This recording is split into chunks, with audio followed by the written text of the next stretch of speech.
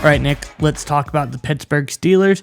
There's obviously a lot to talk about the Pittsburgh Steelers because there's a lot of questions going into this offseason, mainly around the front office or in the coaching staff, those kind of things.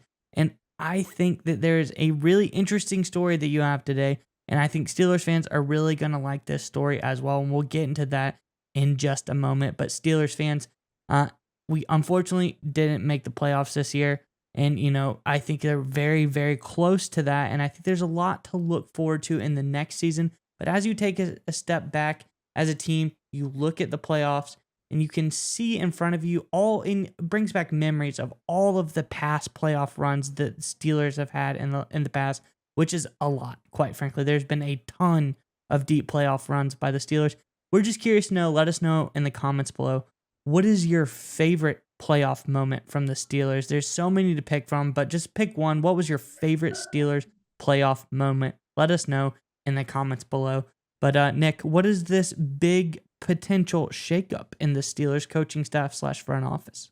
Yeah, it looks like what everyone's expecting to happen and what everybody has been calling for months or years, or it seems like decades now, is Matt Canada definitely seems to be on his way out the door. There are reports over at sportsillustrated.com that Pittsburgh Steelers are heading that way. The wheels are in motion to remove Matt Canada. It looks like the first thing they're going to try and do is have a replacement or a target replacement come available. Mike Tomlin is reportedly dealing with a personal family matter, so the coaching staff final exit interviews have been delayed a little bit, but it looks like, according to Sports Illustrated, those wheels are in motion to fire Matt Canada.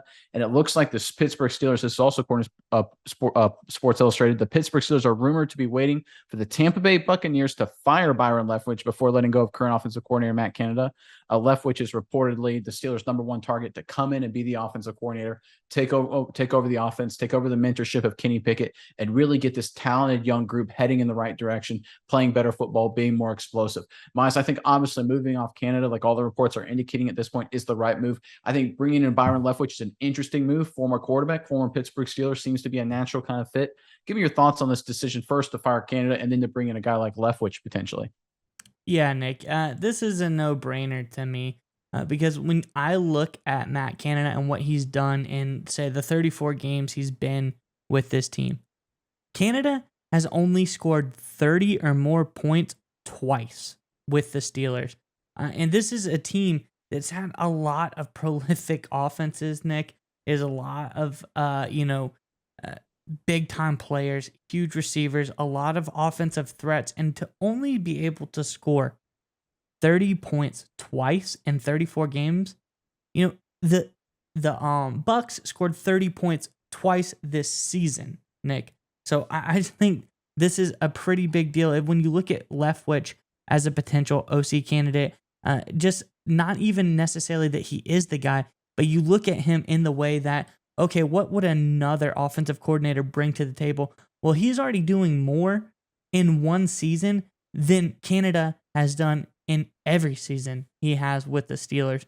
So I think it's really time to move off Canada. If you try to stick with them, it's just negligence at this point.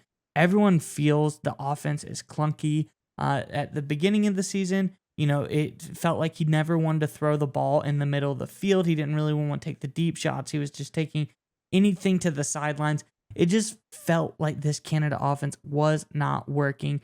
And maybe it got a little bit better down the stretch, but not so much. I think it's more of Kenny Pickett settling in and he himself got better and not so much that the scheme got any better. So I think it's the right move to go ahead and move off Canada.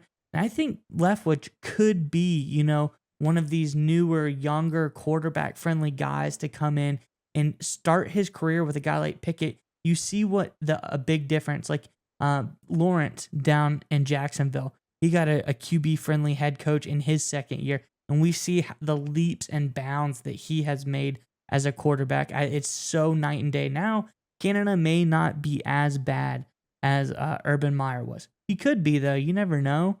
But I just think that changeup would be huge for Pickett going down the stretch.